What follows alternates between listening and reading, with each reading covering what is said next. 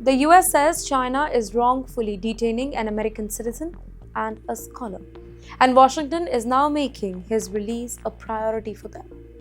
The case involves U Min Zin, basically a Myanmar-born academic and expert on his home country. The US State Department said that on Thursday that China is wrongfully detaining him on espionage-related charges. In the meantime, the case comes at a particularly sensitive moment in the US-China relationship, ladies and gentlemen, with the leaders of the two nations preparing to meet in Washington just next month. Well, according to the statement cited by Bloomberg, the US Secretary of State, Mr. Marco Rubio, he decided to review Min Zin's detention on June 3rd in the southwestern part of China. Min Zin had reportedly traveled there just to attend an academic conference after receiving an invitation from the Chinese government itself. Can you see what's happening here? But what really happened after he arrived? It has raised a serious question here. But according to CNN report, Min Zin's brother, he had traveled to the same area to attend a conference over there. Well, the invitation reportedly came from a professor that he had known since 2018. So basically, he had connections in China.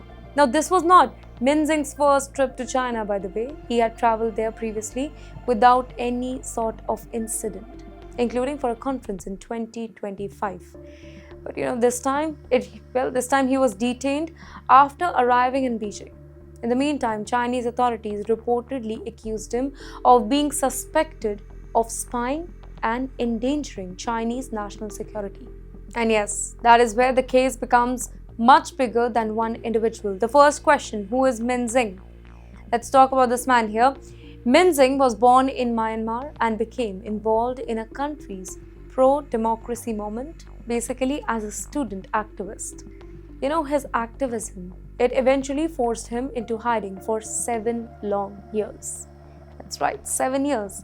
He later moved to the United States, where he enrolled in PhD program, and that too at a University of California, such a prestigious university. It was during his time at Berkeley that he met his wife, and eventually he became a US citizen. The couple have a teenage daughter too. Min Zin later returned to Myanmar in 2016 and established the Institute for Strategy and Policy-Myanmar, also known as ISP. But after Myanmar's military coup in 2021, the whole situation changed dramatically. Min Zin and his family moved to Thailand, where they have been living since then. Now, his detention in China, it has become a diplomatic issue. Well, issue between Washington and Beijing, two nations that are already not in very great talking terms.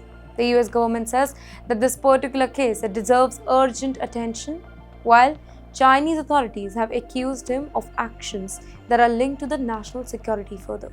The larger question is what happens when academic exchanges, international travel, and geopolitics, it all collide.